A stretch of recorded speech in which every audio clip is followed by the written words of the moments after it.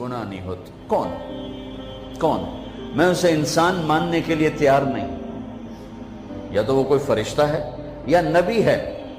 نہ نبی آ سکتا ہے نہ ہم فرشتے ہیں. وہ انسان ہی نہیں جس سے خطا نہ ہو. لہٰذا میں اپنے رب کی قدرت پہ قربان جاؤں، رحمت پہ قربان جاؤں کہ اس نے توبہ کے لیے نہ عمر کی قید نہ عدد کی قید. اب تو 60 سال کا ہو گیا ہے، 70 سال کا ہو گیا، اب تیری کوئی توبہ نہیں. آخری سانس میں آ جا، قبول ہے.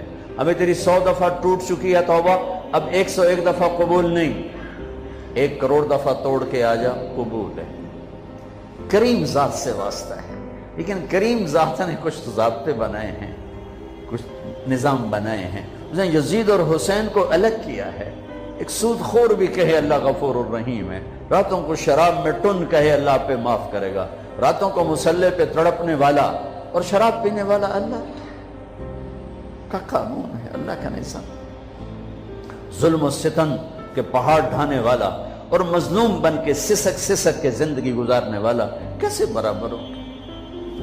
آنکھ کا چھلکنا اور جام کا چھلکنا اللہ برابر کر دے، ایسی اندھیر نگری بھی تو کوئی نہیں ہے.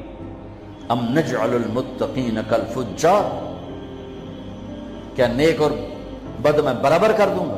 افنجعل المسلمین کالمجرمین ما لکم کیف تحکمون. اس لیے بھائی بہنوں، معاملہ بہت آسان ہے اگر توبہ ہو جائے، اور جب گناہ ہو پھر توبہ ہو جائے. جب گناہ ہو پھر توبہ ہو جائے تو معاملہ آسان ہے. مشکل کب ہے؟ جب آدمی اکڑ جائے، معاملہ خطرناک ہے.